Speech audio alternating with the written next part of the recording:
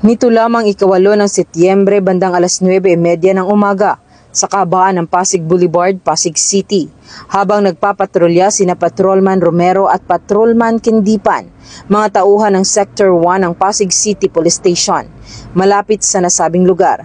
Nakatanggap sila ng tawag mula sa Station Tactical Operations Center ng Pasig City Police Station tungkol sa ulat mula sa isang tumawag na humihingi ng tulong dahil nawala ang kanyang bag habang siya ay nagmamaneho ng kanyang motorsiklo. Matapos matanggap ang ulat ay agad rumisponde ang mga nasabing police officer at sa loob lamang ng 2 minuto ay agad silang nakarating sa nasabing lugar.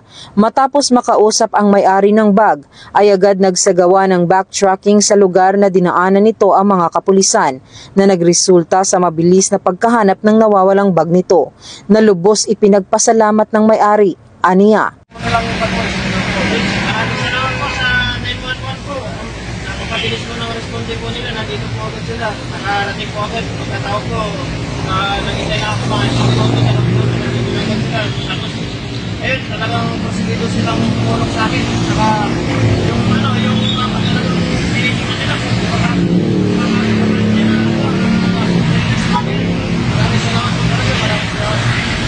Ang mabilis na pagresponde at hangaring makatulong ng mga tauhan ng Eastern Police District ay patunay ng kanilang tapat na serbisyo at malasakit sa kapwa. Mula dito sa Eastern Police District, ako po ang inyong PNN correspondent, Patrolwoman Jenny Dolor, alagad ng batas, tagataguyod ng Balitang Pulis.